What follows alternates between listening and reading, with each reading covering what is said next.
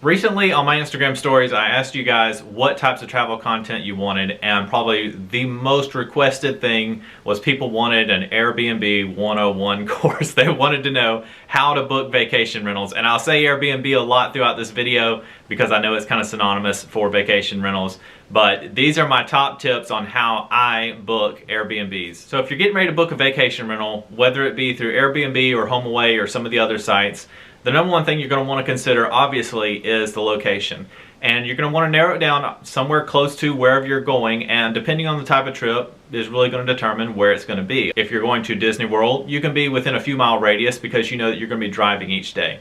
If you're going somewhere like a small historic city in Italy, for example, you know you want to be within walking distance of everything. So that's something to consider. And I do look like, for instance, the recent trip that we had to Italy, I did have to look and say, okay, I know we're going to be using the train a lot, so how close is it to the train station, and also how close is it to the sites that we want to see while we're in the particular city. So I did have to use that. Now, on most of those sites like Airbnb and HomeAway, you can search by map. I mean, obviously you type in the location, the city that you want to go to first, but then you can actually pull up the map and move the selected area around until you're in the exact neighborhood even that you want to be at. And you can zoom in on that and tell it to just search that area, and that way you know that it's only going to give you results from that specific area that you've narrowed it down to. Another thing to consider in the location is where the nearest stores that you might need for supplies, like you might want to know where a Walmart is nearby or a grocery store. If you're overseas, you might be looking for a pharmacy because that's where you have to buy any form of medication. Restaurants or something like that.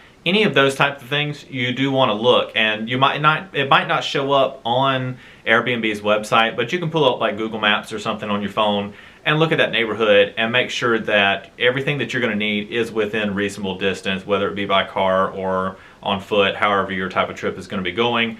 But you want to make sure that you can conveniently get to all the necessities that you need. The next biggest filter is probably the price. And honestly, that's going to depend on your budget and the trip that you're going on. You're going to want to spend more money on certain places and less money on other places. So just think about that, have an idea in your head of what the price is that you're looking for, and then only consider things with that price.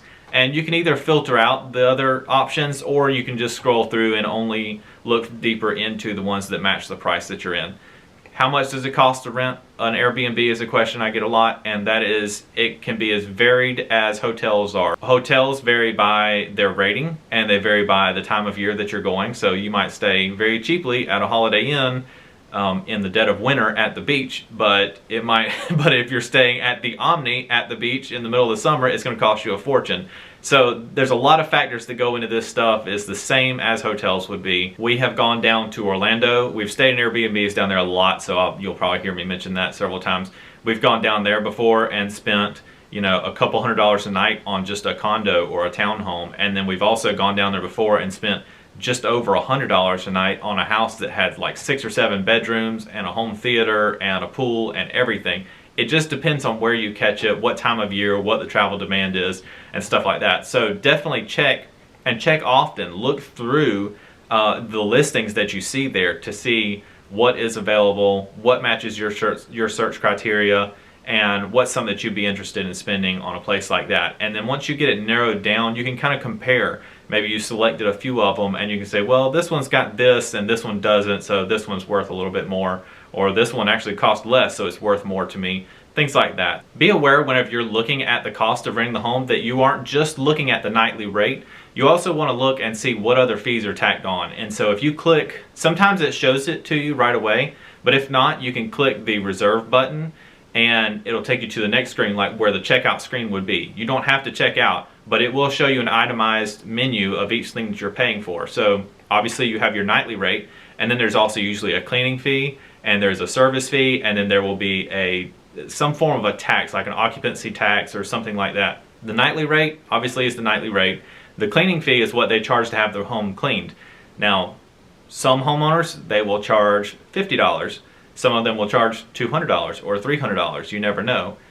At some locations, you might even have a resort fee. They also charge a service fee in there, which covers some of their, accounting and things like that. All these fees are perfectly allowable. However, they do vary greatly from home to home and from property manager to property manager. So you definitely want to make sure that you look at that.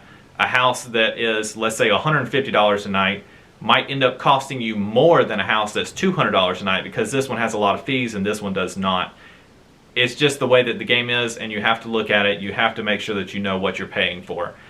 The last thing is the occupancy fees, like the occupancy taxes, like I mentioned. A lot of times that is set by the actual location, the municipality or the state, something like that. And that's not something that they can change. So any home in that area theoretically should have that same tax added in.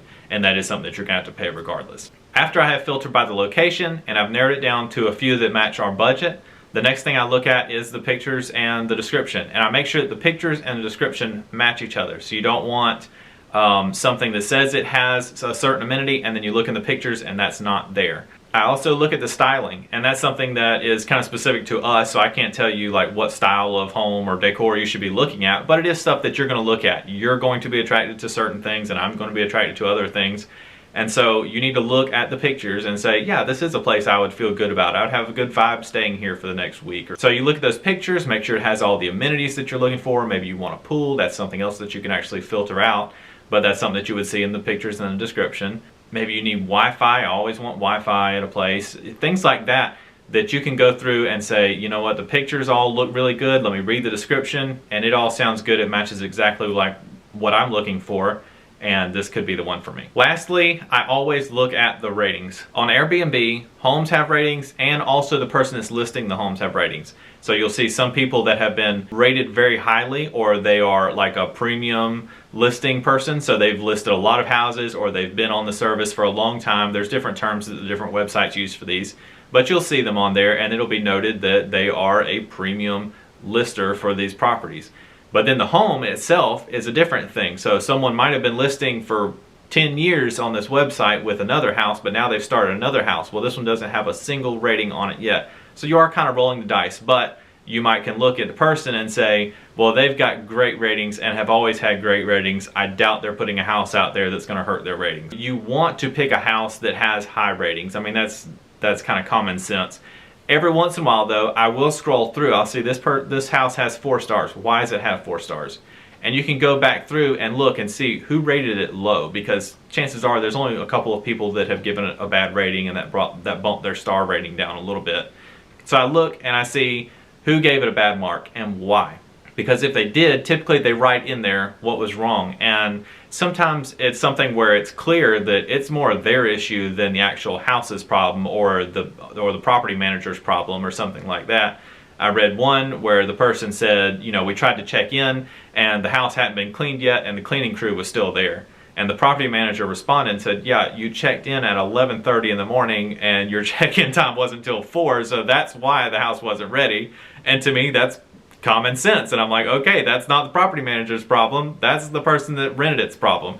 So they gave it a bad rating, but it probably didn't deserve it. So you can kind of go through and say, okay, even if it is not a 5-star place, why did it get a lower star? Was someone expecting something and it wasn't there, but it's clear in the description that it wasn't going to be there anyway? I always try to consider those kinds of things because that's really the only fair thing that you can do for the property managers in those cases. After you check out of an Airbnb or your home away, whatever your vacation rental is with, after you check out, you will have to rate your stay. You will rate the home and you will rate the property manager. And they in turn will rate you. And you don't get to see each other's ratings until after it's over with. You kind of leave your marks, you know, 1 to 5 star kind of a thing on all these categories, and then you can write a little write-up about them, and they'll do the same, but you won't see it until after you've posted yours and after they've posted theirs. The longer that you have been with one of the services, so if you're a vacationer and you create an account with Airbnb, when you start off, you have no ratings. You have no stars, you have no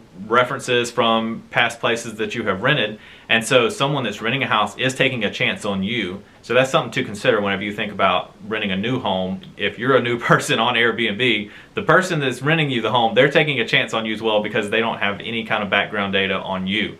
So once you have been with the service and you have stayed in multiple places, anyone that is renting a home to you, they can look up your profile and they can see that, hey, this person has stayed at 10 places in the last 2 years or whatever, and they always get a 5-star rating from the property manager. So it's someone that I am willing to have in my home. And that's something to consider, is that they are having you in their home. It might not be their actual home that they live in, but it is a property that they own and that they want to take care of. They don't know you from Adam, so they want to make sure that you are someone that's going to come in there and take care of them. So make sure that whenever you do go to reserve the property, it always has a little spot there where you can write up, why you're coming to town, who all's coming with you, and that kind of a thing. Really introduce yourself and put your best foot forward and say, hey, I'm coming into town, I'm bringing my kids, and we're just looking to have a good time here. We've been in this town several times, and we've never used Airbnb. We're new to the service. Something like that. I mean, give them a whole write-up. That way they know this isn't, some group of teenagers wanting to come here and have a party or trash my house or something like that. You kind of want to put your best foot forward and let them know that you're coming here and you're going to do your best to take care of their property. So for those of you that are wanting some more information about how to book Airbnbs and how I find the Airbnbs that I use, I hope that this video has helped you in some way. If you have any additional questions, hit me up on my comments or my DMs over on Instagram at JustinPlannedIt. I'd be glad to help you answer any questions that you have and help you find a place. If you enjoyed this video, please give it a thumbs up. Hit the subscribe button if you enjoy travel content. I post stuff about everything. Obviously, I'm talking about Airbnb. Sometimes I'm talking about packing. Sometimes I'm posting travel vlogs or Disney World content. I really post a lot of stuff that is centered around travel here. So if that's what you're into, please hit that subscribe button, and I look forward to seeing you on my next video.